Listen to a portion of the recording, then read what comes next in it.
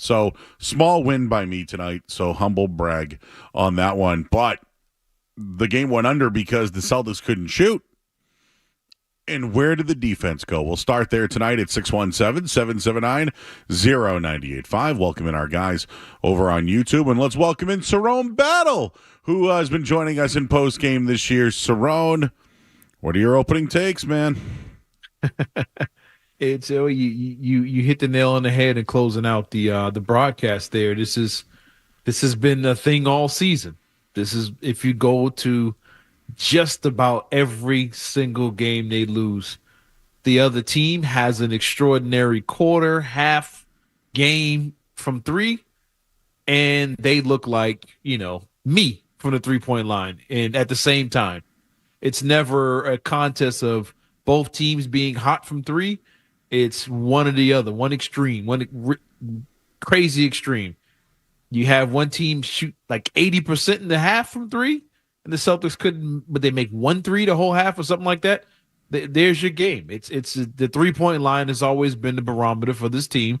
When they win and when they lose, majority of the time they make them, and the times they don't, this is what it looks like. It doesn't matter who the opponent is. This is exactly what it looks like, and it was the same as Game 2 in Miami, and as it is tonight. So this is what you expect from a team when they get in situations like that.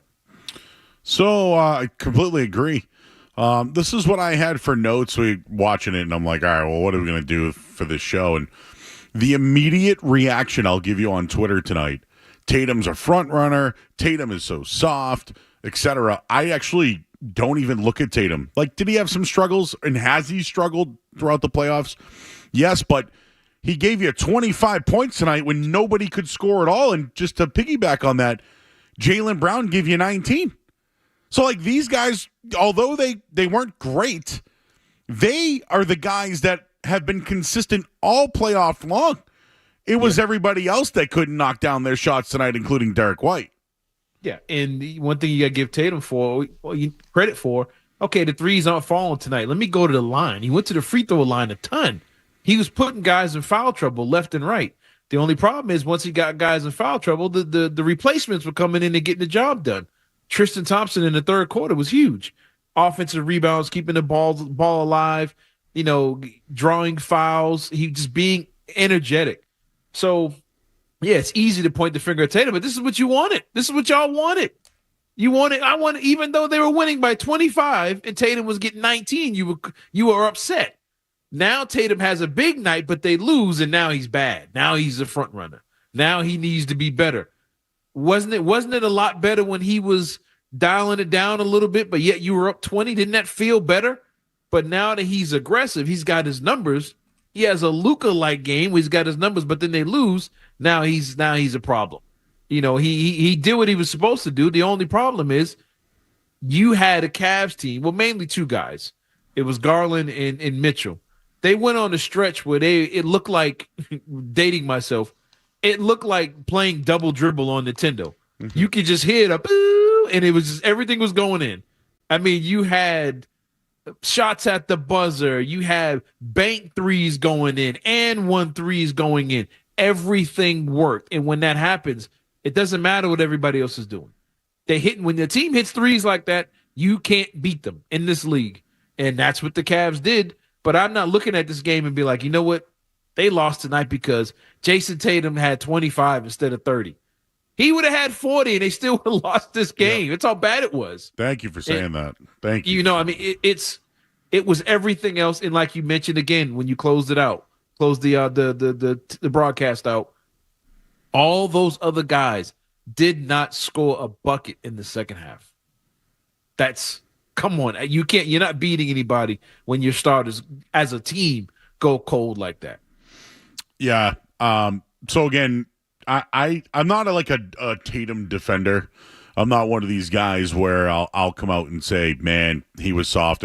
I don't feel that way at all. I actually feel like early on he wanted to take charge of the game. They went on a little run with him. Late in that first quarter, I'll say he might have forced a few, even second quarter. He started to force it a little bit. So if I'm going to be critical about Tatum, that's why I'll be critical. But no one else was knocking down shots at the time. I remember watching Hauser missed a shot. Derrick White was struggling early on, even Peyton Pritchard off the bench. There was a time everybody went cold. So in his defense, I think he was trying to get it going because he was hot early on. But really, I just look at it. This game was tied at halftime. They were tied at halftime. And where things changed, Cerrone, we've been giving them credit for their defense. They've been holding teams under 95 points and blowing teams out by 20 plus. So I think tonight, Bickerstaff made an adjustment. I wouldn't say it worked, but he made some adjustments tonight I don't think the Celtics were ready for. And every time they missed a shot, they made them pay for it. It was like every missed shot was a turnover tonight. The defense fell off big time. Yeah, they did. But to me, it goes back to shot making. And when the team is hitting threes like that, for one, it spaces the floor out. So you're so worried about them now because they're so hot. So you overplaying the threes. Now you get LeVert getting those little backdoor layups. You saw Strus get a couple little layups, and kind of killed runs where the Celtics would look like they were cutting it back under double digits. You saw Garland get a little layup. Mitchell got a couple layups in transition. When they were overplaying threes, the 3-point shooting, it kills everything. The Celtics can't run because they're making shots. Same as that Miami game. When they're hitting their threes, it allows them to get back down and set their defense up. When they're missing those long threes, the Celtics get out, run, transition. You get dunks, layups, crowd gets involved, and that's how you get blown out. And that's what happened on the other end. The Celtics were missing theirs. Cavs get a rebound, 2 quick passes up, layup, over and over again. And it's about making shots. And I was just looking at this. Brown, White, Holiday, Pritchard, 2 for 20 from 3. 2 for 20. I don't know. To be honest, they should have lost by 40 when you have that kind of shooting, when you're making yours on the other end. But they were 2 for 20 from 3. They got to the foul line. They did everything else. They didn't turn the ball over much. I think they only had 6 or 7 of them. But it came down to making shots. They missed open threes, and the Cavs were hitting banks while they were being double teamed at the top of the key, which was crazy to me. But they made everything in that basically that third quarter, and that was the difference in this game. Same as the Heat game too. All right, let's line up the phones here. It's 617-779-0985. This is one that I really got to look at here. Yeah, Derrick White had a tough night. We'll get into that in a little bit. We just mentioned briefly the defense. Just looking at the points in the paint tonight, Evan Mobley got called out by somebody nationally. I forget who it was before the game, just saying he needs to play tougher. I'll find it out before we get out of here tonight. I thought Mobley, remember I kind of looked in game 1, I was like, yeah, they were kind of junk points at the end. He had 17 and 11. Well, if you look at it tonight, 21 and 10, they dominated inside the paint tonight, and I just looked it up. In the first half, they went 15 of 20 inside the paint. It was Mobley and LeVert in the first half, and in the second half, it was Donovan Mitchell getting inside the paint. Yeah, and Mobley, he would have had more, but he wouldn't foul trouble. He had 19 at halftime. He got a 2. I think he had a dunk, alley-oop dunk he caught in the third quarter. But then Cornette put him in foul trouble with those, a couple good plays on the other end. But if it wasn't for the foul trouble, he would have easily had a 30-point night. He was finding his spots. They were looking for him, but they just had one of those nights where everything they threw up was going in. I mean, they were making some crazy layups, crazy mid-range shots. Garland looked like he hit a 3 when he was limping. He was kind of struggling to get up court, and he hits a 3 anyway. And they were making everything. And every shot they made seemed like it was a momentum killer. Celtics would go, they hit a couple shots. You saw Tatum and Brown go back-to-back and ones, and then they come down and hit a bank 3. It was just that kind of night where you're like, there's nothing we can do. And I think once they got to that point, that's when the defense really let up, and they knew the writing was on the wall, and the energy kind of fell out of the room, and that was all she wrote. But it was shot making tonight. One team made everything, and the Celtics couldn't hit open 3. Derrick White and Jaylen Brown had a ton of open corner 3s in the second half. They couldn't hit anything, and that was the difference in the game. Yeah, I want to credit Donovan Mitchell in Cleveland for winning a game tonight. So when I say this, I'm not disrespecting them, but the Celtics, I think, just beat themselves once again. I do want to give Mitchell credit, but the way you mentioned the open shots there, Cerrone. They had so many. It wasn't like Cleveland was playing some lights out defense or anything like that. It was almost like they were begging them to shoot it because they were missing it so bad. And it seemed like they had somebody in transition when the ball was up in the air to try to get back. I mean, that's the defense and missing shots. I think that was really just the story tonight. Yeah, it was. And Mitchell, was hot as he was tonight, he still had less points than he did in game one. Amazingly, he still had less than he did in game one. And the difference was everybody else, LeVert, when he had 4 points game one, goes for 20 tonight. Garland was a missing man. He goes 5 for 6 from three. Mobley, missing guy. I mean, he got a bunch of garbage points, but most of the game he was a non-factor. Flips it around. Today he's out there looking like Tim Duncan. Everybody had it going. Everybody was hitting shots. Everything worked. And again, like we said the other day, if Donovan Mitchell doesn't go down, miss 25 games, whatever it is, this still is a 50-win team. They're a good team. They're going to find a way to win games. They're going to find a way to have their nights where they hit shots. But it goes to show, again, like Miami, in order to beat this Celtics team, you have to do something extraordinary, almost something you don't do or haven't done all season or in your franchise history like Miami did. And the extraordinary thing they did, they came out in the third quarter and hit 80% of their three-pointers, while the Celtics missed all of them, went 0 for 10 or whatever it was in the third quarter. You have to a crazy anomaly like that has to happen for you to beat the Celtics. And if you don't believe me, while you're listening to us tonight, just pull your phone up and look at the Celtics schedule and results, Basketball Reference, and hit box score in all the games they lost. You would see the Celtics 8 for 50 from three, 7 for 38, shooting under 30% from three, while the other team has a Dean Wade scored 20 points in the fourth quarter, a guy that doesn't even play. Or you see the Celtics miss 43 pointers in Golden State. Every single loss, you can look in the box scores and see that the Celtics had a crazy night where they didn't hit anything, and the other team had a player or a team do something they didn't do all season. That's what it takes to beat the Celtics team, and that's what happened again tonight. So there's tons of calls lined up. We'll get to you guys. We don't have a commercial break until about 10:15, so we got about 20 minutes to go. I just wanted to read this off. I think this would be good for our social tonight here. I'm just reading the chat on our YouTube, okay? And here we go. You ready for this? Tatum chokes. It always has been a Duke thing. The Celtics will still win this series, but this is just more proof that Tatum is Carmelo Anthony. They just give up when they can't get what they want. They're a one-trick pony. They're very soft. Tatum's body language is some of the worst I've ever seen. Nobody played well tonight.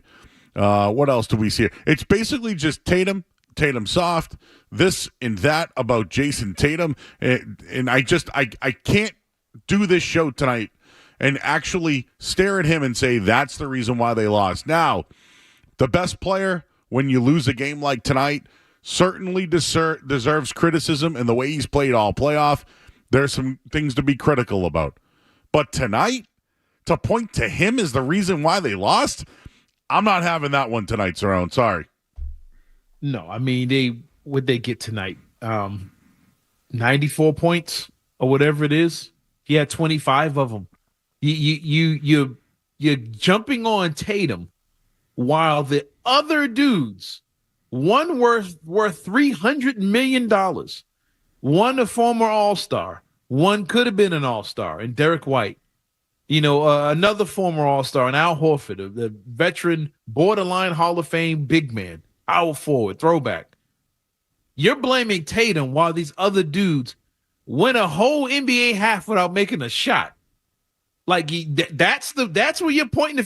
If Tatum had a really bad night, they would have lost by 50. He was, to be honest with you, he's the reason the game wasn't over in the first half. He's the only reason this game wasn't over early, because he got to the line, He got guys in foul trouble. He got them over the foul limit, and it allowed everybody else to get easier buckets and easier free throw attempts. As the game went on, yeah, he just faded out. If the game was closer and he kept playing instead of being taken out early in the fourth quarter, he would have had a 30-plus point game. But to point the finger at him as the reason they lost this game is bananas. And it's what we do. This is what happens in Boston. I don't know how much it happens. It's a Boston thing because other cities, some places will never criticize their star player. Never. Dirk Nowitzki can get blown out after winning MVP in the first round, and they still pat his back in Dallas. Most cities don't dog their star players. In Boston, you lose a game like this, no matter what the star does, it's always his fault, even though you watch the other guys go, like I said, 2 for 20 from three. 2 for pros going 2 for 20 from three. And you looked at the other guy and said, no, it's his fault. It's just an easy, weak, lame excuse. It's an easy way out to just point. It's low-hanging fruit that tends to happen a lot when it comes to Celtics, Patriots, Bruins. I call it lazy. Right? Yeah, it's lazy. Just look at what happened tonight. It had nothing to do with someone's body language or their, determination or any of that. They missed open shots tonight and didn't play defense and got crushed inside the paint. Yeah. That's a recipe for losing. Not your best player not performing or any of that. Oh, he went 25, 7, and 6. Not a great game, somebody says in chat.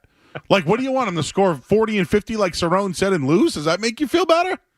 Yeah. I mean, they missed wide open corner threes. They were the best team in the league in corner threes. They missed wide open corner threes all night.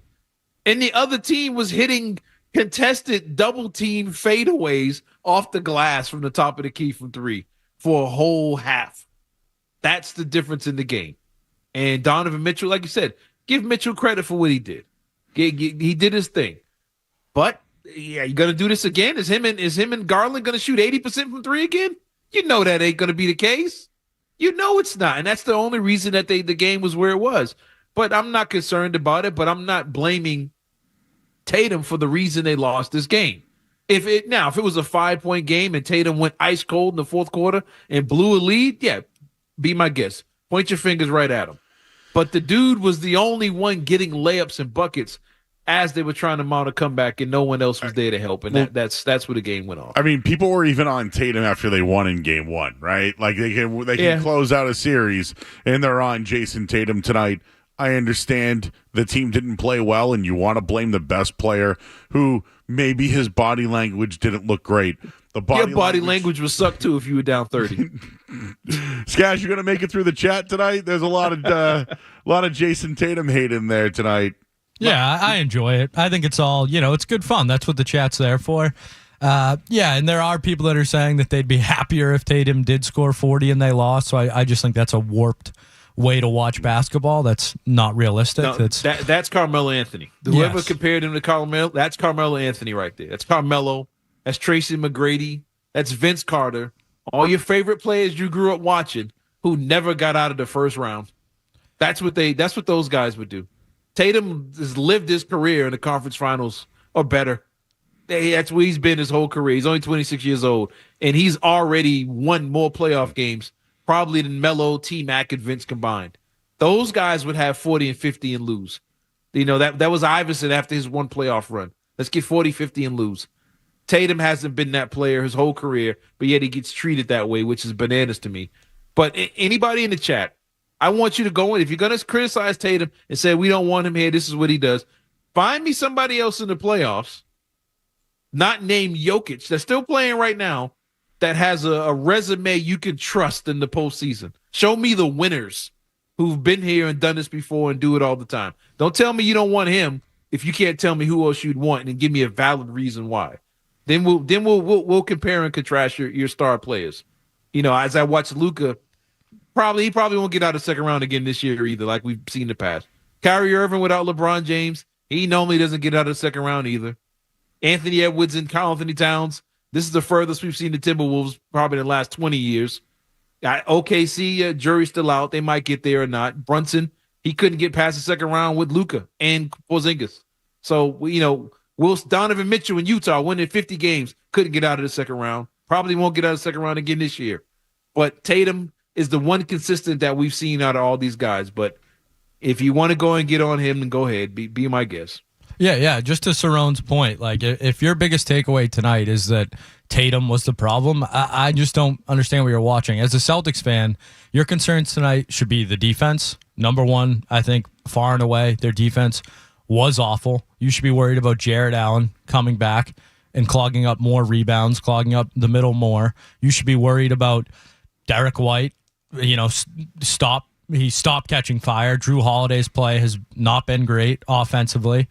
And yeah, the recency bias thing is wild. Anthony Edwards has done this for 6 games, and people are convinced that he's going to carry them to the finals and win it all. And he might. Jordan. Yeah, comparing him to Michael Jordan after 6 games. Brunson, who's never done anything, has, 8 good playoff games, and all of a sudden he's better than Tatum. So it's a very odd thing. I think it's a social media thing. But Jason Tatum, at his age, is as accomplished as any player in the history of the league, not named Magic Johnson, probably. Well, guys, don't give Tatum credit for being a winner. Yeah, because he hasn't won a title. Don't give him any credit for being a winner at all. I mean, we all know that LeBron had a ton of titles when he was 26. Jordan had won titles by 26. Jokic, Giannis, Steph. All these guys had won titles by 26, right? No, they didn't. It's just not what happens. It's one game. The Celtics suck in game 2s. The Bruins suck in game 2s. They were awful tonight. But if you're watching this game and think it's a Jason Tatum problem, I just don't know what to tell you. They were going to say Jason Tatum even if they won. Yep, even if they won, Tatum wasn't good enough. He missed 2 free throws Body or whatever. language. His body language. His face, he looks the same even when he's hitting buckets. But hey, listen, this is what the fans after a game. We've been doing this for a couple of years now, right? We sit here and we look at the game objectively, and hey, what went right, what went wrong, and people want to overreact and blame players. But here's the thing, though: if Tatum goes out and gets 50, which he's done in the playoffs quite a few times, if he goes out and gets 50, the same people instantly will put a poll up. Is he better than Paul Pierce and Larry Bird? The same people will do. The minute he gets a 50-point game or 40-plus, we start comparing him to the greatest players in the history of the franchise. And it's like they lose one, and now he's Milt Palacio. And you're like, wait, what? What are we doing? Like, what? There's got to be some kind of balance here. He wasn't perfect, but he was not the reason that team got cooked the way they did tonight. Tatum's been a problem since January. Okay. Huh? Yeah, that's just what people are throwing at us. They're trying to defend their takes tonight. We'll take a quick. No break here. We're just going to give you the quick headlines. We'll give you the score and what's going on in hockey and everywhere else. No commercials, and then we'll get right to your calls here on 98.5 The Sports Hub. WBCFM HD1 bus from the Town Fair Tire Studio, the home of the Bruins, Patriots, Revs, and Celtics. On Maxi, step back three is good. Boston's home for sports is 98.5 The Sports Hub, a Beasley Media Group station. Sports Hub headlines. All right, Celtics lose game 2 tonight, 118-94. Donovan Mitchell led the way with 29 points. Evan Mobley dominated inside the paint. He had 21. Jason Tatum had 25 for the Celtics, while Jaylen Brown had 19. Derrick White, who's been white hot, only 10 points. Now, series tied at 1 and heads over to Cleveland. Right now, the Mavericks have a 35-28 on Oklahoma City, who leads the series 1-9 in the NHL. Rangers got a 3-2 overtime win tonight. They now lead the series 3-0 over Carolina. Stars and Avalanche just underway, no score in that one. And in Major League Baseball, while the Red Sox aren't playing tonight, they're going to host Washington tomorrow. Headlines, they are brought to you by Safety Insurance, providing comprehensive coverage for your auto, home, and business. Ask your independent agent about safety. I'm Joe Murray. Next update, 30 minutes. This is Charlie McAvoy. High slot, McAvoy. Punch it. They score! McAvoy! And you're listening to the home of the Bruins. McAvoy coming from deep in his own zone. Backhand. He scores! McAvoy! 98.5 The Sports Hub. YouTube chat on fire tonight. People are reacting, and people are coming home from the game, Cerrone. So let's get some instant reaction. Let's start it off with Ian, who's in New Bedford. Ian. What's up, guys? Yo. Hey, terrible night. So I just want to say, first of all, Pascal Siakam is the other great player in the playoffs because he was the second best player on a championship team. But my main point is Drew Holiday is not playing aggressive enough. If he goes to the basket and he finishes with his left hand, I feel like it opens up the rest of the court and Tatum gets some open jumpers. Tatum was only 7 for 17, and I feel like everything was contested. Drew Holiday was only 2 for 7, but he's a 31% playoff three-point percentage shooter. So I feel like we traded for a guy that really doesn't rise to the occasion. Meanwhile, Peyton Pritchard was 6 for 10, so I feel like there is some second guessing. But I just feel like Drew Holiday needs to be more aggressive. I'll let you guys go. Yeah, I mean, he absolutely needs to be. I think he tried to be a little. I think everyone tried to be, and that's why their shots were off. I mean, there was a shot from Derrick White I saw in the second half, wide open. You know the beef, right? Balance, elbow in, eye on the basket, follow through. That thing, his elbow he wasn't right, and he's been so hot. And I think they were trying to force things instead of maybe trying to come up with plays or making an extra pass or maybe even looking inside.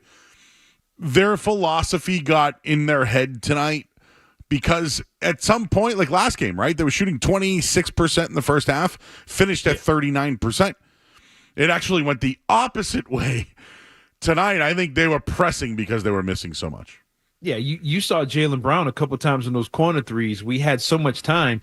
He kind of shot it slow, not his natural form. He kind of shot it slow like a free throw. And as he shot it, he was like, that's going to be a miss. Al Horford did the same thing. Al normally, when he shoots his threes, it's really quick. Even if he's wide open, it touches his hands, it's gone. He took his time and shot one, and the ball curved in the air like a field goal in the wind. And he was like, they're struggling. Everybody's forcing, they're aiming, they're pressing. And the call is right. When everybody else is getting their layups and everybody now again making layups or making their threes, the defense now plays those guys tight. And when Tatum drives, there's no one standing in the lane. So now he gets more layups and more opportunities to shoot a higher percentage. But the longer those guys are cold and they're missing open shots, the defense kind of just sits in the middle and sags on Tatum and doesn't allow him to do his thing. There was a picture circling from the other game where you saw 5 players all staring at Jason Tatum, all in the paint when he touches the ball, and 3 other guys are wide open on the three-point line. He finds Pritchard for the 3, but it shows how they're defending the team. They're daring them to make open threes in the corners to stop Tatum from driving, and when they make them, they're unstoppable. When they miss them, it gets in trouble. Everyone gets the situation is terrible, and everyone blames Tatum. Like, well, how come you didn't score? It's like, well, it was 5 Cavs standing in front of me, and the other guys are wide open, but they're not making their shots. So it's weird, but it does come down to other people making their shots. All right, so I'm not blaming Tatum for tonight. The team philosophy was to shoot threes. Whenever I use it as a turnover. Whenever they missed a shot, Cleveland went on the run, got inside the paint, and scored. I mean, it was bad. So I think their bad shooting, along with they could never set up their defense really. So I'm not blaming Tatum. I'm blaming just the fact that the Cavs outplayed them tonight. They had a good defense. But let's just about Tatum, all right? So let's be a little more critical. He's shooting 22% from 3 in the playoffs. Mm-hmm. I mean, then that's poor. A star player the way that he is, it needs to be better than that. So what's going on here? I mean, is it, someone mentioned he's been shooting poorly since January. Okay. Not true. I looked that up. Okay. Oh, okay. Yeah. So you actually did. Oh, yeah. I got it right here in front of me. Yeah. All right. But I want to hear that. But the 22% from 3 in the playoffs, is it a trend or will that get better? It's not a trend. It's a strategy by the defense. None of these are wide open. Everything is contested. They're literally willing to say, you know what, this team is so good, we have to take something away. And Tatum is the guy they're taking away. If you notice, he beats one guy off the dribble, there's another one stepping up in his face. And then he goes to take a shot in the lane. There's 3 Cavs around him. He goes to shoot the step back. They're underneath him. They're in his face. He catches it at the foul line.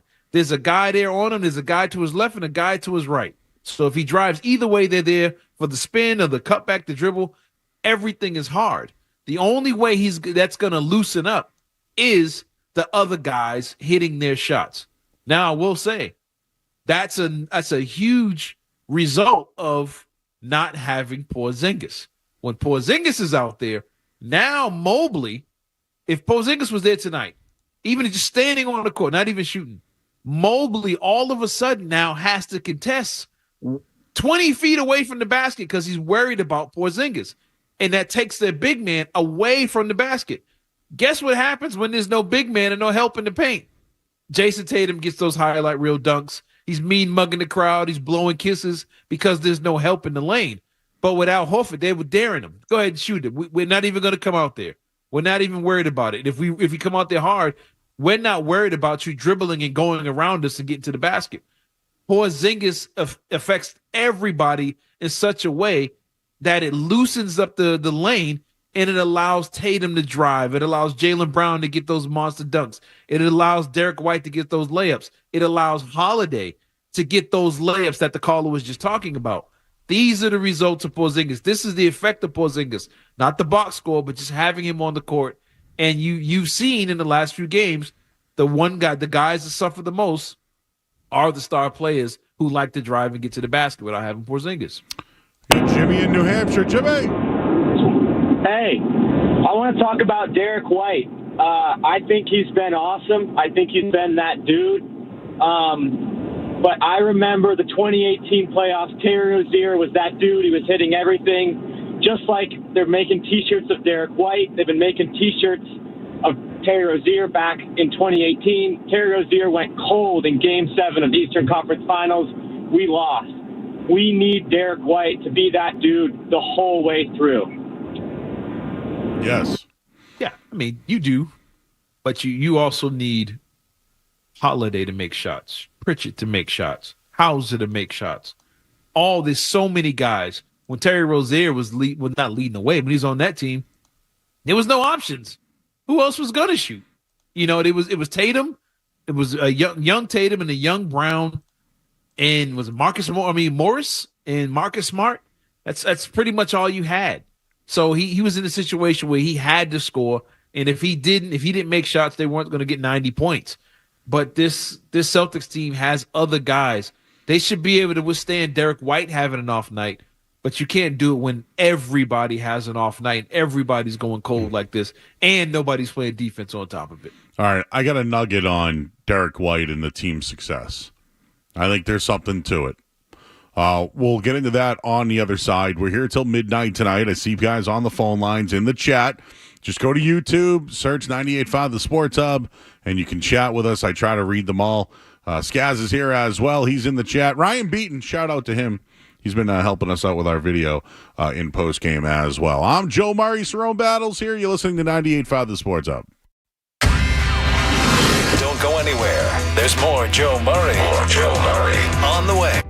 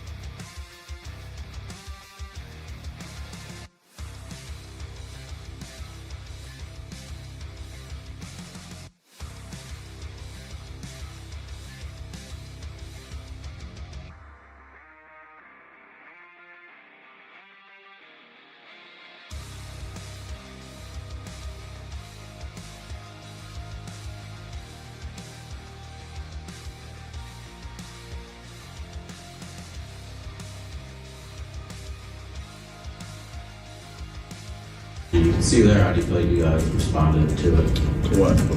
They're just kind of attacking the paint. They're more like they're not kind of settling for threes. They kind of put the pressure on the rim, I felt like. Yeah, they did a good job, especially in pick and roll. So they tested our pick and roll defense. We need to get better at that. And like I said, I think a lot of that stuff in the paint came from transition because of our poor offensive spacing and rim decisions at times.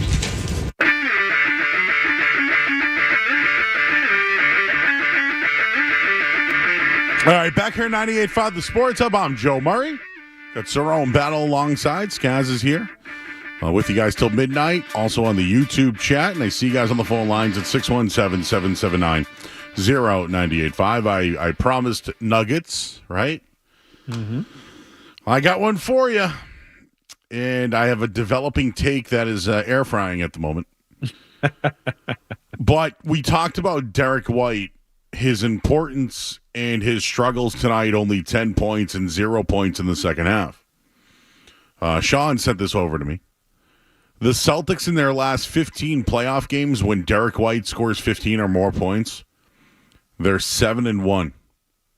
When White scores less than 15, they're 1-6. The one win was that game 6 when White hit the buzzer beater. But, you know, we talk about Brown's play. We talk about Jason Tatum's play. I think they acquired Kristaps Porzingis to be the third option. He was the guy that they brought in to, and they relied on him, and they're without him tonight. Multiple things went wrong without Porzingis, and again, I still think they can win the series and win these games without Porzingis, but you saw the warts tonight. You just heard Joe Mazzulla talking about the pick-and-roll defense. Kristaps Porzingis is one of the best pick-and-roll defenders in the league. So, therefore, the paint was wide open tonight, and they took advantage of it. They could not find that third scorer. Porzingis is projected to be that guy, and since he's been out, Derrick White has carried the load. They didn't have that third scorer tonight, and that number with Derrick White there, when he struggles, the team struggles.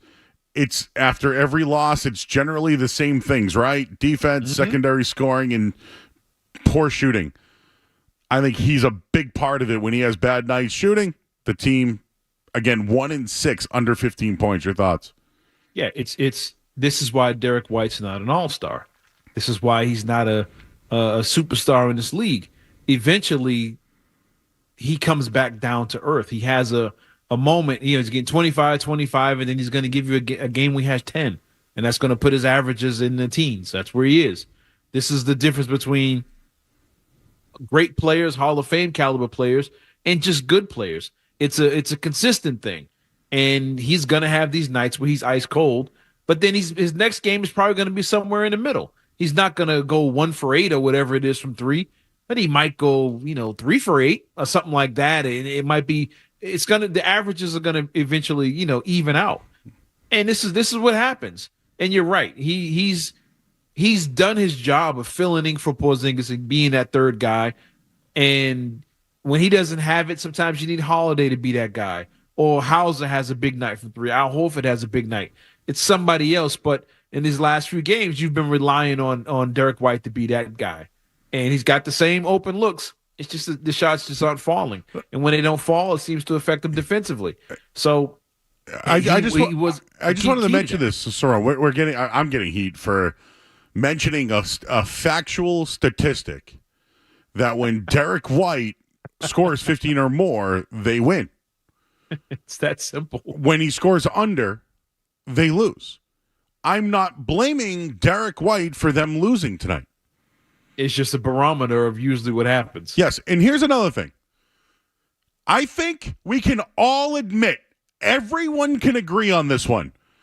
Tatum and Brown can get to the finals together, playing together. I think we know now they can't do it themselves. There's nothing wrong with that.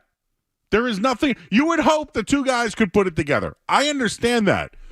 The way they built this team was to now have other guys contribute scoring. They've been consistent all playoffs long. I know Tatum scored 22%, shooting 22% from 3. I know Brown has had some struggles, but their points per game and what they do and their production has been there every single game. They do need the other guys around them. That's just a fact. It's an actual fact that Tatum and Brown need help in order to be successful. And I don't know, when they had the help this regular season, weren't they pretty damn good? Tonight, the other guys weren't good tonight. That's why I'm not going at Tatum. And it's the same thing with any team with star players.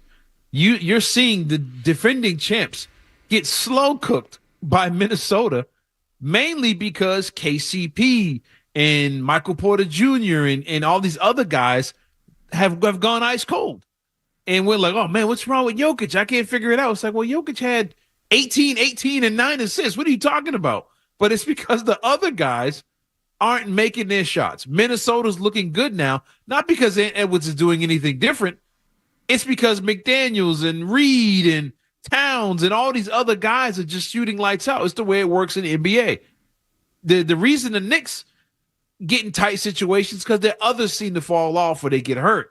It's always about your secondary guys and how they perform. You don't need them to do what Derrick White's been doing, but you need them to be better than they were tonight. Everybody was ice cold, and that was the reason they lost these games. But to constantly put it on, oh, it's Tatum, it's Brown, it's Tatum, it's like, well, if both of them scored 40, that's 80 points. You still need somebody else to score. You need other players to score. The Cavs tonight had guys off the bench giving you 20. You had Mobley, their third guy, giving you 21. Garland hitting his threes. Mitchell being Mitchell. Max Strus hitting his shots. Tristan Thompson coming in and keeping possessions alive. Everything worked for them. All their secondary guys did what they were supposed to do. It was just a perfect storm. That's what it is. You're going to lose some games, but let's not get crazy, silly over, with some of these takes on your star players and where they are. Joe, you just hit them over the head with some facts, and they still couldn't accept it. They shot poorly, which then the Cleveland Cavaliers with their guard play went in transition. The Celtics could not set up in any defenses whatsoever tonight. It left the paint completely open, and that's why the Cavs won by 20 plus tonight. The Celtics didn't defend. We can look at it all night. Yep, they sucked from three. They're whatever. They couldn't defend. They've been holding teams under 95 points or less. They didn't defend tonight because they missed all their shots. They never could set up defensively. And yes, that's a recipe for disaster, and it's exactly what happened tonight. But their two all-stars scored.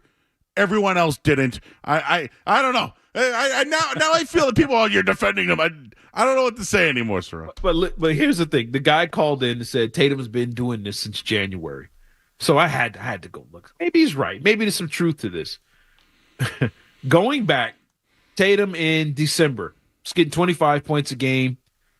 January, it goes up 26.9. February, it goes up even higher, 27.2. March, it goes even higher, 28.4. It was the exact opposite. Tatum's scoring went up since January. His shooting percentages went up. Oh. His best month was March. His plus minus, he was the fourth best in the league. It was Jokic, Derrick White, of all people, Shai Gilgeous-Alexander, Jason Tatum. When he is on the court, they are just as good, if not better, than everybody in the league. When he is off the court, they plummet. And he's been near the top plus minus probably over the last 3 seasons. He's gotten better as the season went on. You get into the playoffs, defenses get tight, shooting percentages go down. That's why all the star players around the league, percentages are going down, and why teams are struggling to score 100. After we had the highest scoring season probably in the last 30, 40 years, all of a sudden teams are struggling to hit 100 points because the defense gets tougher. Percentages are going to go down. But even in the early games with Tatum, he was the best rebounder on the floor. He had the highest plus minus in the last game you complained about. Of all the starters, the Cavs and Celtics, Jason Tatum had the highest plus minus. He was the most effective player when he was on the court because he was defending. He was rebounding. He had 3 blocks, 11 rebounds, 18 points. He's getting to the foul line. But because he's not shooting 70% from the field, he's not doing that one thing that we all like and get excited about.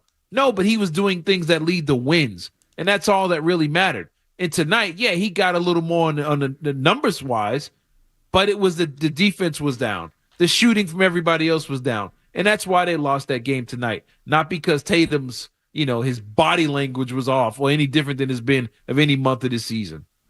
617-779-0985. We got Dave in Boston. Hey, Dave. Hey, guys. Love the show. Love when Cerrone is on. I was at the game tonight with my friend Kenny. Maybe it's all about making shots from distance, and maybe it was just a perfect storm night tonight, like you guys point out. But I wonder if this year's playoffs is starting to show that you need a really slashing, tough guard to make tough baskets when defenses get tight. Have to get inside. Anthony Edwards, Jalen Brunson, Donovan Mitchell. Meanwhile, the Celtics continue to just live and die by the three, which is what Golden State did. Disagree with that. So I wonder if the game. I wonder if the game is changing. Disagree with you just need to. You're not listening to me. You need people to get tough. Why are you not listening? Get inside, make baskets. You keep talking. I disagree with your all they do is shoot threes take. Yeah, I'm not saying all they do, but no, I that's think what you said. That's what you said. Tight, you said that. Oh, defenses get tight. No, you need someone to go in and slash. All and they baskets. do is shoot threes, is what you said. I'm just saying it's too many shots. I mean to say all they do. Yeah, but when it's you're down 20 points, what are you supposed to do? Well, it's not just when they're down 20. They do it when they're ahead, too. No, their philosophy is to shoot. They think a three-point shot, which, again, could be right or wrong. They value three-point shots. Do you know how many open three-point? Do you not want them to take the open three-point shot? No, I do. I just think when defenses get tighter, you need an Anthony Brunson, you need an Ant Edwards, you need a So you Jalen think Brunson. the Cavs played good defense tonight? Yeah, I do. No, they didn't. They were wide open. They missed. They had more open shots tonight than they did in game one. And the Celtics, I understand your point of them getting to the basket, being aggressive, being strong. That's what they did. They did that. They just didn't make the threes. They got to the foul line 24 times. They got to the foul line more than the Cavs. The Celtics made their run in the second half because Tatum got an and one. Jaylen Brown got an and one. You had Cornette down under the basket, back-to-back trips to the foul line. Al Horford underneath the basket. Derrick White gets fouled, going to the basket. They were going to the basket. They were doing that. They were aggressive from that early on. But when the defense collapsed, when they were going to the basket, what you want is drive and kick. They were going, defense collapsed. There's guys wide open in the corner like they've been all season, playing. That's the difference. And tonight they were 10 threes below their season average. Thank you. They didn't shoot a lot. In today's league, that's not a lot. Thank you. You're just giving. They shot 10 less threes tonight than their average, you're saying? Yes. And they missed how many wide open threes? Yes.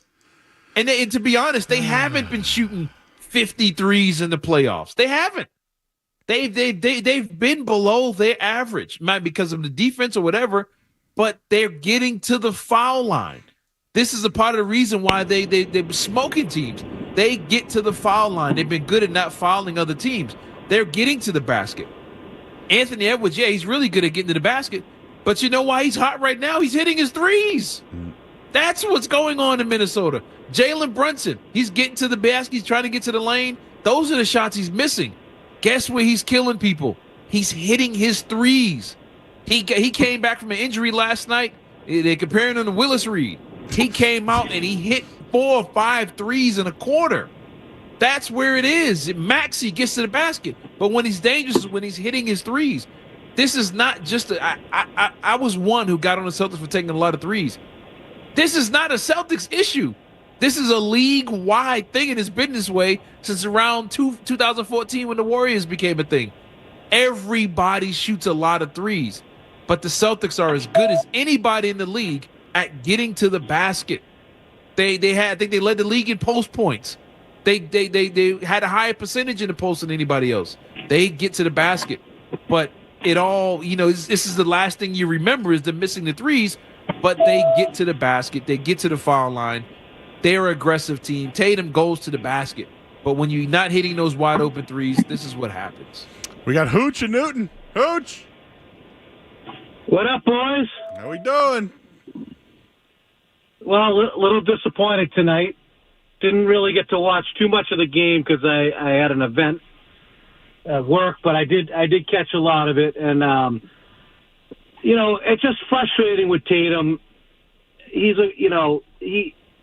all see the greatness, but, he spent time with Kobe Bryant. We're waiting for that Mamba mentality, and it just, you see these guys like Brunson, you see these other guys that take over the game.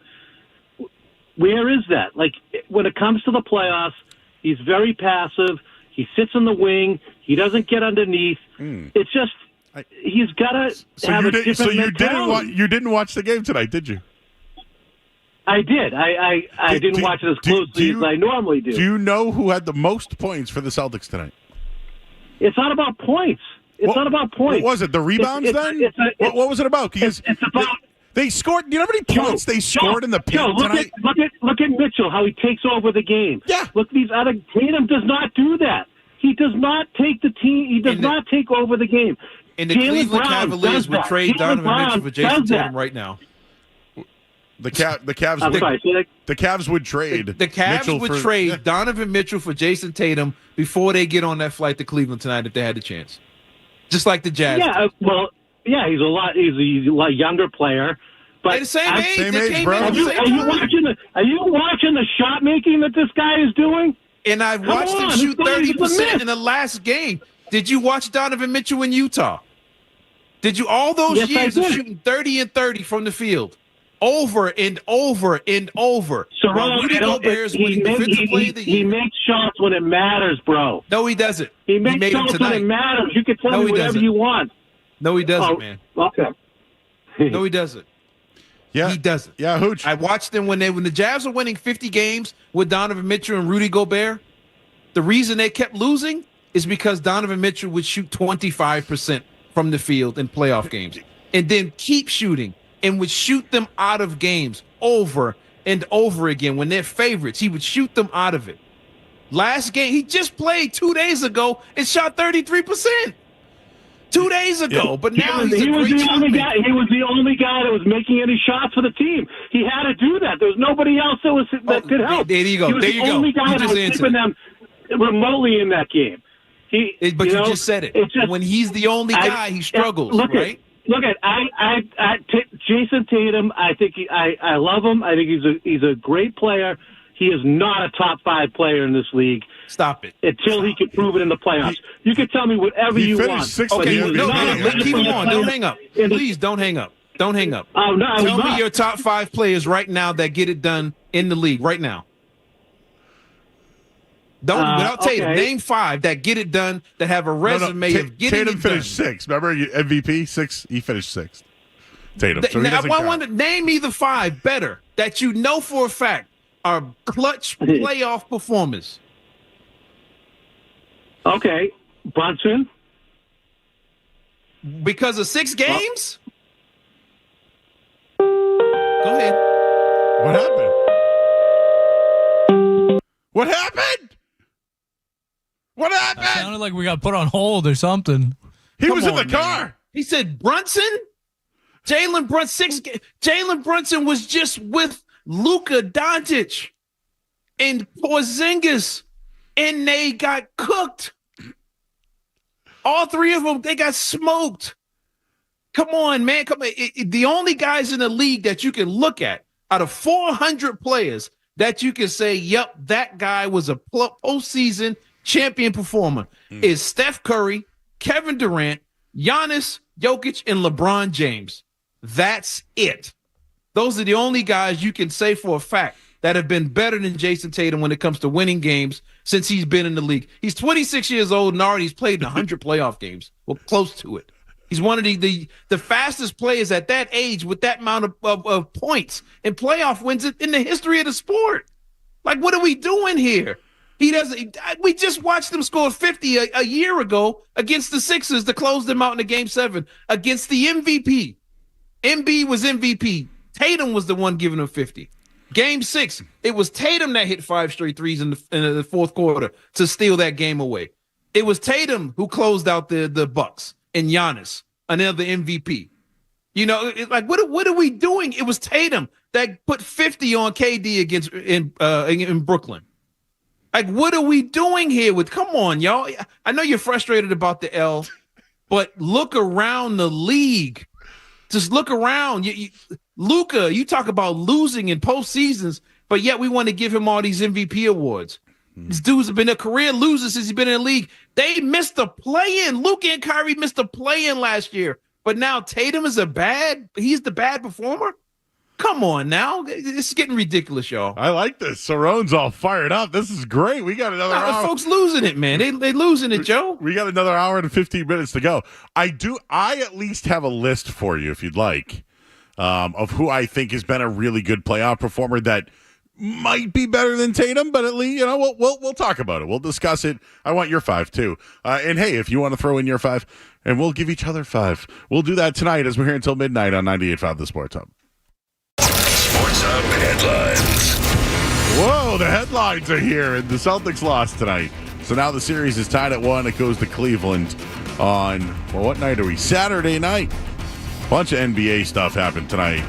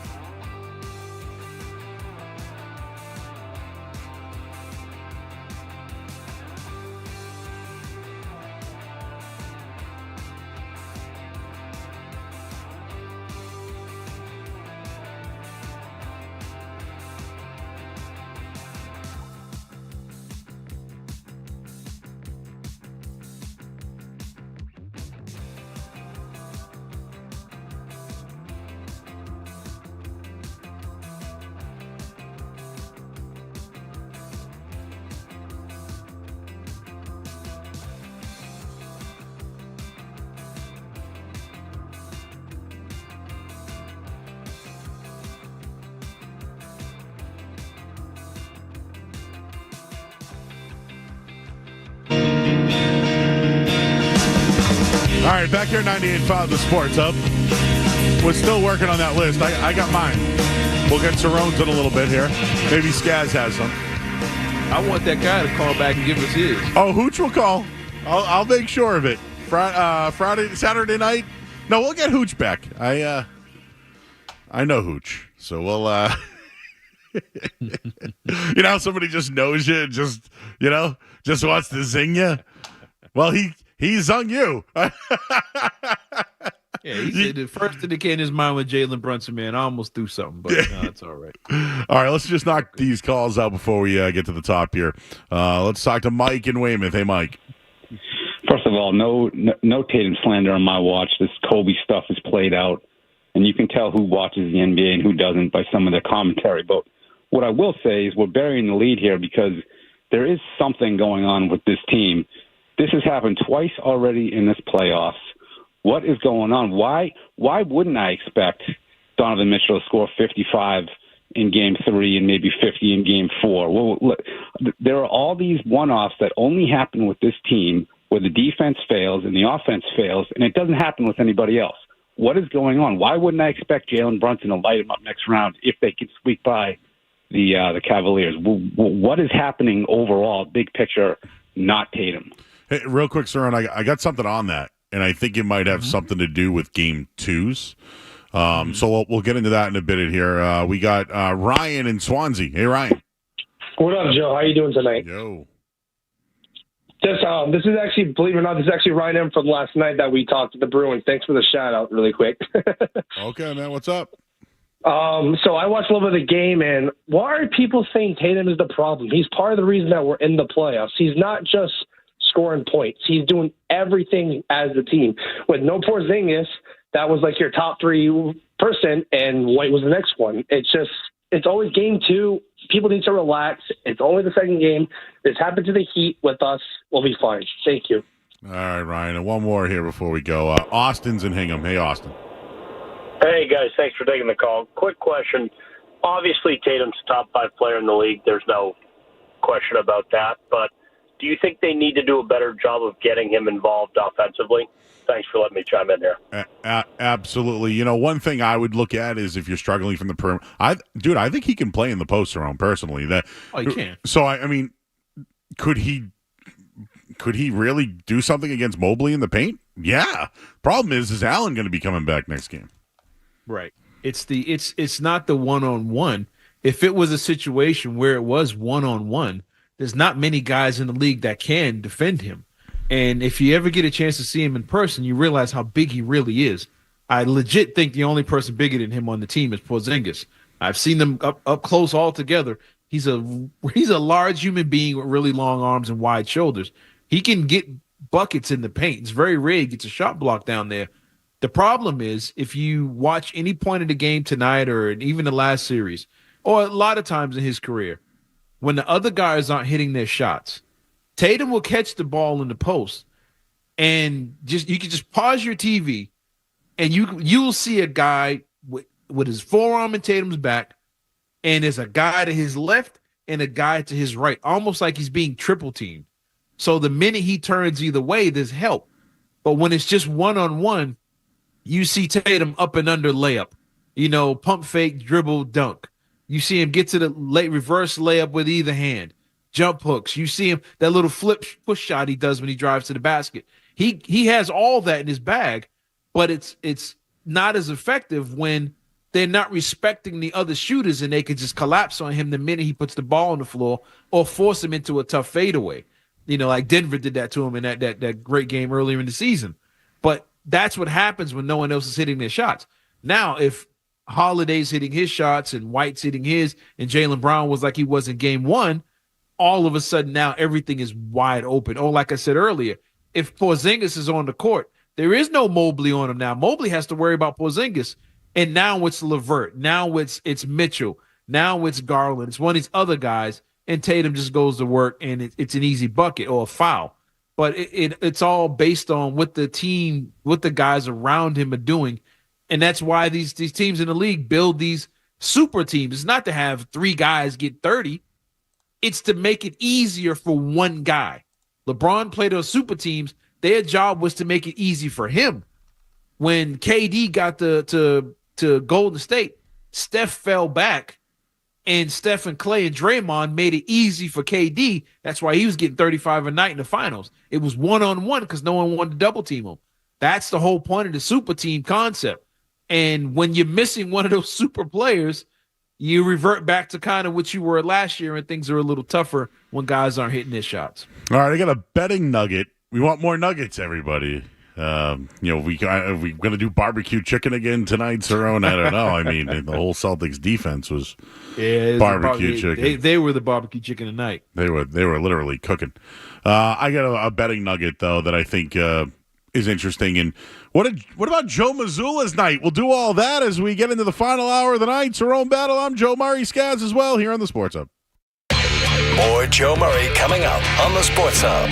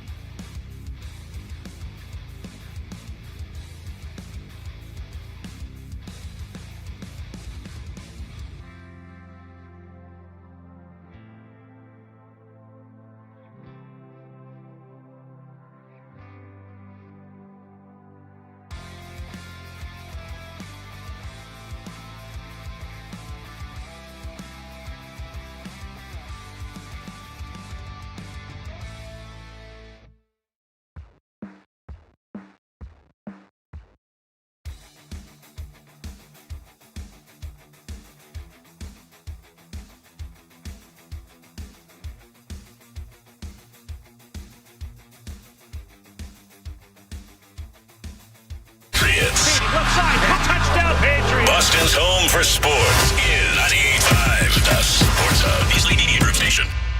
Sports Hub headlines.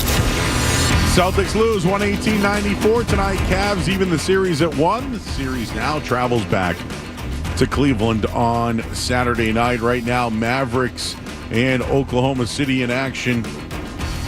And Mavs up 68-62, looking to even this series. NHL tonight, Rangers won 3-2 in overtime. They're now up 3-0 in the series. Stars have a 2-0 lead over Colorado tonight. Headlines brought to you by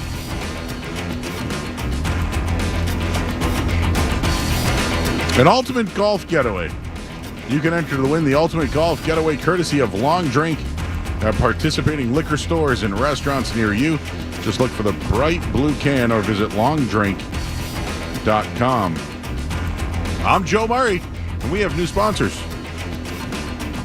Listen to it, laugh at it, get mad at it, agree with it, argue about it. It is Boston Sports. Boston Sports. And it is all we do. 98.5, the Sports Hub. Agree that they missed so many open shots tonight. They could not get back on defense, left the paint wide open. They got dominated in the paint tonight, and there was nothing anybody could have done to take over the game. They played zero defense. It was awful, and they couldn't get any secondary scoring outside of Tatum and Brown. Pretty. Anything else to add there, Cerrone? No, I mean, it's came down to shot making. The Cavs made 80% of their threes in the second half. I mean, that's while the Celtics went 0 for 10, from the third going into the fourth quarter. I think they hit 1 3 the whole half. When you hit 1 and the other team hits 10, that's 30 points. I mean, it's a 30-point difference, which ended up being the difference of the game. That's literally what it came down to. One team hit everything they threw up. The Celtics went cold. Tatum, yeah, he had 25 tonight, but if, like the people are saying, he needs to be more like Jalen Brunson. Okay, if he took 27, 28 shots, okay, he would have had 35, 40, and they still would have lost the game. But you would have had your Jalen Brunson moment like people were looking for, but, it's I guess we're crazy for thinking that, Joe. So all right, well, here's what we came up with the top 5, right? That was the discussion with Hooch earlier tonight. Mm-hmm. Top 5 players in the playoffs. I'm using resume. I'm not going to go with a recency bias or anything like that. You mean like having one good week? Players that made the yeah, exactly. Players that were in the playoffs this year. We can go by remaining if you'd like. That won't help my argument. Either way, yeah. But LeBron, Steph Curry, Jokic, and I'm going to put Giannis on the list. Mm-hmm. I have Kawhi Leonard and I have Kyrie Irving on the list. So yeah. I don't really have a fifth. I got a couple of names. I think Jimmy Butler's been very good, and I'm going to put Tatum in the conversation. Yeah, I mean that's basically what I have. I'm Jokic, LeBron James, who should be on everyone's list, no matter how you feel. Steph Curry, Kevin Durant, Kawhi, who was the claw. He was dominant in the postseason when he's healthy. When he's out there, he's unstoppable. And Kyrie Irving at times is that dude. His finals performances have been, the legendary stuff. And that's it. Other than that, I'm not putting Embiid over. Do you even see Embiid in the playoffs? Oh, I didn't even have him on the list. Wow. You know what I'm saying? Like, right, Embiid. People say, well, look at what Anthony Edwards is doing. Yeah, I saw him get cooked in the first round against Denver last year. I saw him in a play-in. That's all we've seen from him. He got cooked in the first round last year in 5, and this year he won a first-round series. That's all we have to go. Shea Gilgeous-Alexander, he's been so-so. Remember, he was on the Clippers team before he was in OKC, and he's in OKC now. Okay, a little bit. But other than Jalen Brunson, he's played in like 70 less playoff games than Tatum and has been in the leagues 1 year less. It's like, and that's with playing with Luka. And again, with Luka as another one, I'm not putting Luka over him. Luka, he's shooting 30 and 22% in the playoffs right now himself. He's having a decent game tonight, but Luka always finds a way when things get tight, he always shows up with those straps on his shoulders, like he's in pain or he's hurt. It's always his go-to in the postseason, like Embiid's knee. But it's the rest of these guys, they don't have the resume of Tatum. The only guys that have a better postseason resume, statistically, wins, games, big performances, are the all-time greats that already have championships from the last era. And the reality is, Joe, like you said, if you want to go by the guys that are relevant now, LeBron, KD, Kawhi, Steph, they're all playing teams and they're all gone home. So they're not even a part of this new generation. They have no impact on the game today. And all the players that have impact now, Tatum has got to be high on that list. It's Jokic, Giannis, and probably Jason Tatum are the only guys you can really depend on beyond anything outside of the first round. All right, we got Dave in Rehoboth. Hey, Dave. Hey. Yo. Hey. I unfortunately took Celtics minus 13.5 tonight. The past is the past. The future is now. What do I do tomorrow to recuperate? Tell me. Well, Dave, I got some betting numbers. I took under 212.5 tonight. 212.5. Cerrone, if you want to do some math, 118 plus 94. What would the what math is that? That would be 212 points. 118. What did you say? 118 by what? Plus 94. 94. Yeah, 212. I had 212.5 and took the under. By the old hookaroony there. I'm telling you, Skaz and I, there was 4 minutes left in the game and they needed 13 points. And I go, dude, you think I got a shot? And we were both like, hell no. And wow, can't believe. So I don't know. I'll give you a line for Game 3. But speaking of betting odds, I feel like this is important. Or I know some people don't like gambling talk, but I'm trying to relate this to the Celtics. Okay, the Celtics lost tonight by 24 points. They were 13-point favorites tonight. So if you think about the ATS margin, it was a minus 37. It's not good. It's the worst ATS margin of any favorite of 8 points or more in the last 20 years of the playoffs. So I think tonight's an anomaly. I think the way that they played tonight isn't what they do. The Celtics they ranked 84 of 89 games played this year, and I got this from Grandy.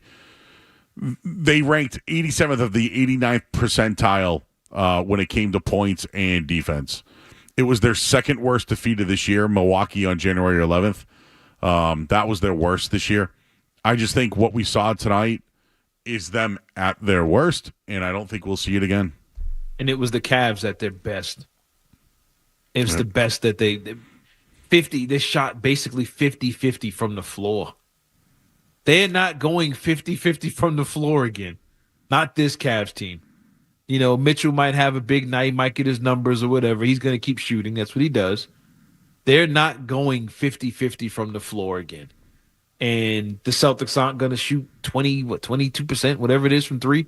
I mean, it's just the stars aligned for them tonight, and that's basically what it's taken all season for teams to beat this team, the Celtics team. You need great things to happen. You need them to be off literally at the same time. You can't have one without the other because you can be on, and if the Celtics are on while you're on, you're still going to lose. If you're off and they're off is better than yours. So they're going to win the game. You need both to happen. You need to be on, and they need to be off for you to beat them and beat them like this. And it stars aligned for them tonight, but I have no faith in the Cavs shooting basically 50% from the three-point line and 54% from the floor at any point going forward in this series. Because it's not, again, like you said, it's not who the Celtics are. That's not who this Cavs team are. They struggle to score. They're not a great offensive team. But they were tonight, and they did what they had to do. So you got to give them credit for that. One other thing, the last loss this big of a favorite in the second round or later in the playoffs was the Cavaliers losing as 15.5-point favorites versus who? The Celtics in 2017. That was the Jonas Jerebko game. Sean. Like that's the worst loss in the playoffs. That was the last one, and somehow the Cavs and the Celtics are both involved in it. I'm just looking at it here. Yeah, 13 and a half, 20 years ago. So LeBron was on that team. That was when Kelly Olynyk had a big. Was that against? No, yeah, he was on that team too. And I think that was the year that Jaylen Brown had that big dunk. Might have been the Rozier year that somebody referenced earlier, right? Yeah, could be, yeah. Because they lost in Game 7? Mm-hmm. Very interesting. I mean, go ahead. I'm sorry. Yeah, no, go ahead. No, I'll say this Cavs team, you talk about not doing, this is not who they are. They were 20th in the league in scoring. That's over an 82-game span. They were 20th. They're 15th in the league, middle of the pack at three-point shooting. And they get 119, whatever it was today, and 54%, 50% from three, 54% from the floor, 48% from three, or something like that. This is not who they are. They're not a dominant scoring team. They're bottom third in the league in scoring. They're middle of the pack in shooting threes. So this is not a trend that's going to continue for this team. The same way we saw with the Miami Heat. They had a game where they hit all their shots, contested ones, open ones. They hit everything. But then reality set in immediately in Game 3 when they got home in Miami. And when they weren't falling, it was back to dag. We're going to struggle to score 100 points again. And that's where this Cavs team is going to find himself at. I mean, if Allen comes back, that's a big bonus for them. But he doesn't improve their shooting. He doesn't improve their three-point shooting. Matter of fact, having Allen on the court means that's one less shooter you have to put on the floor. Because with him being out, it allows them to put 4 shooters on the court with Mobley in the middle. But if Allen comes back, that's one less shooter. And I kind of think somehow, some way, that's why Allen's sitting on the bench. Could he play? I think he can. Oh, I can't raise my arms. No, I think this kind of strategy. I think they wanted to get more shooters out there because they know if they have less scorers on the court against the Celtics team, they're going to get cooked. So it worked out for them tonight. They made their shots, but I'm not a believer in this continuing the rest of the series. Talk to Justin in Ipswich. Hey, Justin. Hey, Joe. How's it going? Good, man. Okay, so I want to bring positives here, and to anybody that's in the YouTube chat, please sit back and listen to me, okay? So 98.5 basically said that we went undefeated against Eastern Conference teams at home until the Knicks came in, and then the Heat, and now the Cavs. So that anybody that's slandering Tatum, please back off of him. This is just one game. We lost Game 2 against the Heat, and we'll be fine. Look, I said in the chat early, if we go down 3-1, then I'll panic. But for right now, I'm not panicking. So anybody that's slandering Tatum, just back off. All right. Well, I appreciate our YouTube chat getting some love. It's growing. That's what we're trying to do here. 89 people in there right now. A bunch of people saying, hey, Justin. Listen, it's okay if you want to look at Jason Tatum's night, right? This is what other people are going to say about the night tonight. They're going to look at what he did. They're going to look at his 25 points, and then they're going to tell you that he had 25 points on 17 shots, and it's not impressive. And the fact that he had all those free throw attempts were why he scored any points tonight. Like those don't count. Yeah, like it's not going to the basket and being tough and all those things. So, again, I thought their defense absolutely sucked. I actually don't even know if they even had a defensive game plan tonight, but it was impossible to have a defensive game plan with the way they shot. Yeah, I mean, it was similar to, like I said, the Heat game. It was they couldn't hit shots in the first game. Let's dare them to make them tonight. Let's see if they can make those shots tonight. And they did. Second half, they did. And once they got comfortable and confident, it was nothing you could do about it. And then the Celtics started pressing, trying to keep up. And they were matching twos for threes, and they just couldn't get over the hump. And they took their foot off the gas, and they yanked everybody early. And that's a part of the reason why the lead got to where it was. But for the most part, it was 12, 15-point game. Celtics hit a and one, they hit a 3. Celtics get a layup, they hit a 3. And eventually they said, you know what, guys, it's just not our night. Let's just hang it up. And that's how it ballooned to where it is. But, you know, I'm not carrying anything from this game over to the next game. And Tatum getting to the foul line, yeah, that's a part of basketball. Those points count. Shaq getting to the foul line 20 times a night, yeah, that's why they won 3 championships in L.A. As a hack of Shaq. That's why they kept winning, putting everybody in foul trouble over the limit. Those points count. That strategy works. Tatum, shots aren't falling. Let's go to the line. Let's shoot free throws tonight. And he did what he was supposed to do. Just no one else came along for the ride. It's that simple. All right, Jason Tatum has spoke at the podium. If we have anything, we'll let you know. I got all his quotes here as well. It sounds like he's got some receipts. Maybe he was in the YouTube chat during changing. Who knows?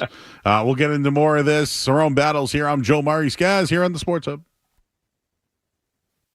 Fired up for the playoffs? Catch all the action and all the deals at TGI Fridays with their new $10.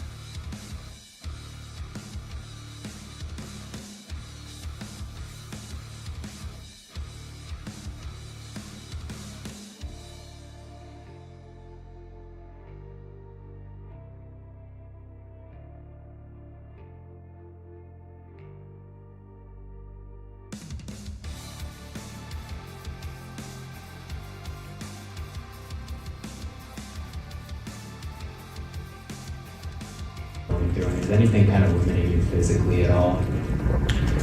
No. I mean, it's as simple as, sometimes you don't shoot the ball as well as you would like, but, you play enough basketball, law averages. It'll equal out eventually, but in the meantime, find a way to win, find a way to impact the game in other ways. Scoring is, kind of like the least of my worries. Oh, do people not like his body language there too? Y'all being quiet in the postgame? No. He said no. Okay, he's still going there. I'm Joe Murray. Cerrone Battle's here. We're here till midnight tonight. I got some quotes for you here, Cerrone and Skaz, regarding, you may have just heard it, but I'll speak it up.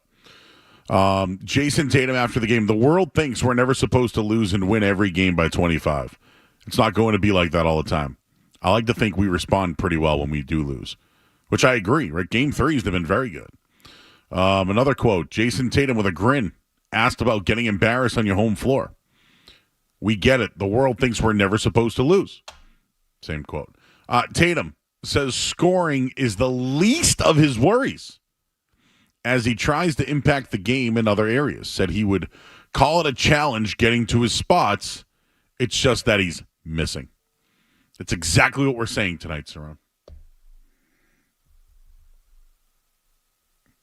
Yeah, it's pretty obvious. I mean, it's okay. He got to the rim. He got around a guy. He got right in the rim. He misses one off the glass.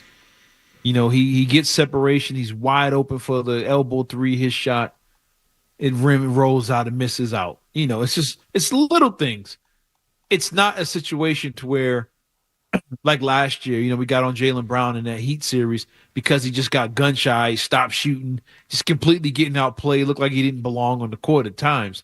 It's not that situation. I mean, 25, 7, and 6. I mean, that's it's usually what you want in a playoff game, but they weren't hitting the open shots, the easy ones, the one they hit all year. And like we said on the same show, eventually the averages even out. Eventually they're going to make their shots. Eventually he's going to have a game where he's not missing anything. It might not be as a team, but each one of them is going to have their moments where they're just cooking. Jaylen Brown in game 1, what is 75% or something like that from the floor? You're going to have your nights where you just have it going. And fans expecting them to win every game. It's weird to go back to after game 1, the Shaughnessy thing about it. Tomato cans and everybody saying the Cavs team suck. They're not really challenged. And now all of a sudden it's like, I just seen a thing with Stephen A. Smith. Oh, they're in trouble now. The Celtics are vulnerable. It's like, wait, y'all switched from tomato cans to now they're in trouble that fast because you got what you wanted. You wanted them to get in a competitive situation. Now they're in it, but now their season's on the line. Like these swings are just crazy. But I think things will average out. I think they'll make shots. The Cavs not going to hit everything like they did. And then we'll see who's the better team as the series goes on. But I haven't lost faith in this team, Tatum, or in anybody else on this roster. Yeah, after this was a loss that we've seen before this season. Whenever they've struggled, generally it's been them not knocking down shots. It's exactly what happened tonight. I don't even point to Tatum as the first. We haven't even talked about Missoula yet, but let me just give you something about Game 2s here. We talked about this after Game 1. They're 0-4. Their last 4 playoff series in Game 2. But check this out. In their last 7 of 8 playoff series, they've lost Game 2. And I will bet that through a lot of these, they went on to win the series. Mm-hmm. And I'm going to look into that a little bit more. They lost the Heat last year, so that was one that they lost. They beat the Heat the year before that, and I'll keep looking at it. And then the Heat this year. So, I mean, there's 2-1 right there. So all I'm saying is I bet you that they have more wins out of those 7 and 8 Game 2 losses than series losses. Yeah, and here's the thing. None of these great teams have gone undefeated in the playoffs. I think the one of the best was the Lakers and the 0-1 Lakers, and they lost one game, something like that. Lost one game in the playoffs. Of course, the 76ers back in the day. They had a great run in the postseason. Other than that, teams lose, people. They lose in these series. The Jordan and the Bulls, as dominant as they were, they were losing a game in a series. They won 7 games against the Pacers, 6 games against the Jazz, 6 against the Suns. They had early struggles in some of the first round, some of the earlier games during the early Bulls runs. All these teams lose. The Warriors, people forget, some of their best seasons, their playoffs were bad. They get bad series against OKC. 7 games against the Rockets in 2017. It took the Rockets to miss, 27 threes in a row for them to lose that game 7 against the Warriors? These are some of the greatest teams of all time. Struggle in the playoffs where you're supposed to struggle because the competition is better. You're seeing a team multiple nights. They know your tendencies. It's supposed to be hard. And for the first time in 2 games of this whole playoffs, they faced a little adversity when other team is knocking down their shots. But we just keep overlooking the 25-point wins and focusing on these. But they're supposed to be tough. They're supposed to be tight games. And the Celtics got one tonight, and it was their turn to catch that L. But we'll see how it plays out through the series because I think the better team usually wins out when it comes to these series. Let's go back to the phones here. We got Brian in Northborough. Hey, Brian. Hey, guys. How we doing tonight? Hey, how you doing? You're 2 of the best personalities on the station. I love listening. I'm up late in my car waiting to get on just to talk to you both. Thanks, man. Appreciate it. Two points real quick. This reminds me a lot of Game 2 like you're talking about against the Heat. Celtics shot 23% from 3. Typically, the way this team is constructed, they do that. They're probably going to lose. On the other side of the court, you had the Cavs shot 47% from 3, and you knew eventually Mitchell was going to have a game where he took over. I think that's expected. And as much as it sucks to lose a game at home, I think this fan base can sometimes suck even more. I looked it up between May 9th, 2019 and today. Do you know who has the most points in the playoffs of any player active in the NBA? It's going to be Jason Tatum. It would be Jason Tatum with 1,875 points. Don't use the resume, though. Now, listen, there are going to be people who tell you the resume doesn't matter, bro. And it lends itself to my last point, and I'll hop off and listen to what you guys have to say. I think the problem with Celtics fans, and I've been a fan for 25 years, I think the problem with Celtics fans is they are expecting Tatum to be something that he's not. If people are expecting him to be a Kobe or what Anthony Edwards is doing up in Minnesota, or somebody to really take over the game, I'm not sure that's who Jason Tatum actually is. It doesn't mean that he's not an MVP caliber player, but I don't expect him to take over games every night. This team is too deep, too well balanced. I want him doing other things, and he always finds a way to impact the game. So I'm curious if you guys think that maybe what we want Tatum to be sometimes gets in the way of us enjoying how great of a talent he is. Thanks for taking my call. Thanks, man. What I will say to that is, Kobe Bryant, what he was for a lot of it, when you took Shaq out of the equation, Kobe was criticized for just being too aggressive, taking too many shots. I'm going to take 40 even if I'm triple team, taking a ton of shots, shooting bad percentages, and he had a long stretch of just losing early. That's why he didn't win MVPs. That's why, he wasn't doing all these things. He was scoring champ because he was shooting a lot.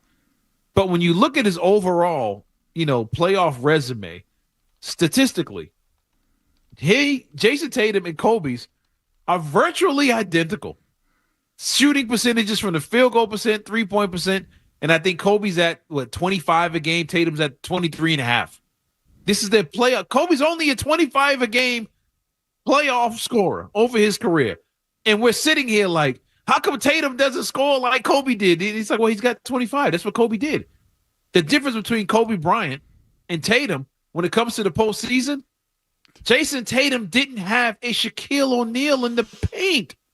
He didn't have Shaq. He didn't have Gasol, 2 of the better big men of the era, dominant players. Well, Kobe did not have those guys. He was a 40-win guy, taking a bunch of shots, getting booed. Then he pouted one year against the Suns because they said he shot a lot, and then he didn't shoot at all and watch the team go out there and take an L. You don't want Tatum doing that. But to the other callers, other point about him not taking over games. You know when he took over games a lot? When they didn't have a lot of talent around him and he had to shoot more. He had his Jalen Brunson moments. Brunson's taking 27 shots a game in the playoffs. Why? Because he has to. And that's why his numbers are so high. His percentages aren't great, but he's taking 27 shots. Tatum had to do that when he was out there with Daniel Tyson, Kelly Olynyk, and Marcus Smart, and Kemba Walker on two bad wheels. He had to take a lot of shots. That's why his scoring was higher. But at the other other point, when you have this much talent, you don't need him to get 35 a night to win games. You need him to do other things, even be a decoy at times, which he was for Derrick White earlier in his playoffs. And, he's a great playoff player, has a good resume. He just doesn't have that championship. But I think his time is coming. We have some people telling us stop with the stats. But you know how it works, What right? do you want to use? Because if you use the stats, then that backs up your agenda. If we take stats away, Luka is me. But you know how it works, right? People don't like analytics. It's like, oh, who cares about analytics? They need to change it. But then when they make their argument, what do they use? Analytics. Yeah. So, what is it? Is it analytics? Is it the stat? Is it someone's resume? What do you do anymore? Is it about the last game that you saw from someone? Is it really that? Because I don't know. I've looked at the Celtics team for a while. They've bounced back after bad losses, and generally, they go on to win the series. Yeah, and it's like, okay, take stats away. Look at the wins and losses, the most important thing. Look around the league. The Celtics were 7 games better than everybody else. Minnesota, look at 15 games better than Dallas. They were 15 games better than the Knicks. We take the stats out of it. Wins and losses. Well, how about this? What about rings? Rings, I think, are most important. And I know the Celtics haven't got that. There's only one guy in the playoffs right now that has one. It's Jokic. And, Kyrie. But, yes, go ahead. Yeah. I mean, Kyrie's number 2. He's like he was when he got his ring. And what is their score right now? Well, you know what? Let's hold that. I'll give you the score right now in Sports Up Headlines. Wow, what a night. Huh? Like the other night, I was yawning about the game 1, boring. Tonight, everyone's all fired up. I love this. We're here till midnight. Cerrone's here. Scaz, I'm Joe Murray, 98.5 The Sports Hub. Sports Hub Headlines. Well, we got headlines. Celtics lost 118-94. Dallas leads OKC 99-89. The Rangers won in overtime tonight.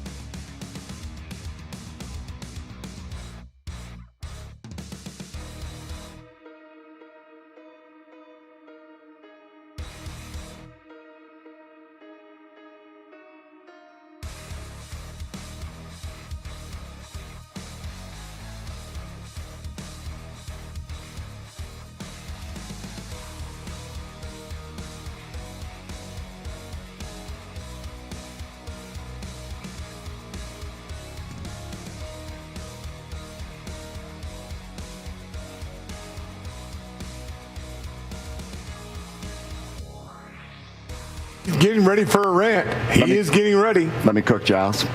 So, I will preface this rant by noting that I came on here after Game 2 against Miami, lost my mind, and it was all for naught, right? Celtics rebounded, went on the road, played great, closed out that series. All right, I thought they learned. Thought they were ready to turn a corner. Thought maybe they had a little bit of that killer instinct. Then I watched tonight. Then I watched tonight's gal. On my rant, your rant. I've already ranted. So, I just keep waiting for this team to learn, and they keep telling me that they haven't learned. Now, is it the end of the world? You have a bad shooting night. It bleeds into the defensive end. It happens. I get that. Maybe 2 or 3 days from now, just be able to chalk it up as just another night. But right now, man, these losses sting. Oh, you're not going off like that. Why not? You're not diving into the effort. You're not diving into the shooting. Riled up. You're not dialed into the 60 points in the paint. You're not doing any of the Forsberg stuff. It's because it's not even about the numbers right now. I was trying to tell Eddie that. What is it? What? I was trying to tell you that. We were talking about all the strategy, but they just didn't bring it. Yeah, they didn't, but they got bored. They got I don't beat. think. Can we just dismiss it as they got bored? They got bored. No, I can't do that. You're not supposed to get bored right now. I'm not dismissing. Why would you get bored? You think Anthony Edwards is getting bored? I don't get bored. No, I know they're not getting bored. I don't get bored with winning. It just never has came. That's this team. That's how they are. Like that. When's our dude's going to be out there crotch chopping everybody? Did you feel that way after the game, Cerrone? What, that they got bored? Yeah.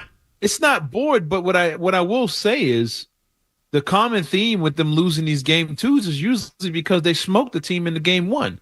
So they take them lightly. And it seems like a strategy. That's why I put it on Mazzulla a little bit. It seems like a strategy is we saw what you couldn't do, and we're going to dare you to do that on the next time we see you. They couldn't knock down their threes. We're going to see if you can. Donovan Mitchell would, because I think they didn't respect the opponent. They thought they could just cruise. It's not really bored. It's not, we're going to treat it like a game in March. We're not going to treat it like a playoff game. No one hit the ground. There was no hard fouls. The guys didn't have to be separated because it was kind of, they're just chilling. And they dared the Cavs to hit those shots, and they hit them. And the Celtics ended up losing. Now they'll come out in game 3 knowing now that, okay, if we leave them, they can make those shots. Let's turn the temperature up a little bit and see how they react to that. And what Forsberg and them was saying, well, you don't see Anthony Edwards taking his foot off the gas. It's because Minnesota has something to prove. They're trying to prove to everybody they're legit. They're playing the defending champs. They're up for that. They're not playing the Cavs in Cleveland. I get bored watching them on TV, let alone playing against them. It's when it's Jokic out there, the MVP, you're gonna be up. The players were laughing and clapping. They're ready to go defensively. If the Celtics were playing against a team of that caliber, there wouldn't have been any let up. There wouldn't be, I'm daring you to shoot. They'd be playing hard against that team from the beginning. But when it's the Cavs and it's the Heat, you're gonna have these stretches where it comes off as looking bored. So it's like, yo, we can smoke. We just beat you by 25. We're not gonna kill ourselves. And that's what they found themselves in that situation tonight. But I don't see them easing up on them the rest of the series. All right, the game 3 line's out right now. Celtics, Cavs. So going to Cleveland, Celtics 7.5-point favorites. So Vegas thinks that they bounce back in this one. And you just real quick, you mentioned Joe Mazzulla. Mm-hmm. Any time tonight where you were critical of maybe any of it? Like, how about this starting the fourth quarter with Tillman and guys like that on the court? Yeah, I thought Cornette was huge for you in game 1. I thought he was huge, even though he didn't get buckets. I think he could. He could be dealing with something or whatever, but he was out there. But I think he could have gave you something more. But it looked like another one of those cases where during the season, Mazzulla would just try something random out of nowhere. Hey, let's play 1-2-2 zone just out of nowhere. We're up 20. Let's do it. Yeah, let's throw Tillman out there, get him a workout in the middle of an important playoff game. It's even though Cornette was working. And he worked. He got Mobley in foul trouble. Mobley had a hard time with him with his size, but I question that with Mazzulla. And eventually, he could have just said, "You know what? timeout. Let's talk this over with. We're taking the 3-pointers away. Let's take the threes away, force them to drive, force them into tough shots, and it never really happened for them tonight. So I put that on him, and not having his team ready to contest the jumpers and be aggressive defensively early on in that game. Do they miss Kristaps Porzingis? They did tonight. I think having an extra guy out there, Tatum and Brown would have had an easier go at it. And I think the Cavs would have had no answer. I don't think Mobley would have had the game he had if Porzingis was out there defensively. So, yes, I would say they did miss him tonight. All right. We'll wrap this bad boy up on the other side. We'll tell you what's ahead for tomorrow. And, again, I have one more guy I think we might have missed on our list of top 5. We'll get into that coming up on the other side. You're listening to 98.5 The Sports Hub. You're listening to Joe Murray on 98.5.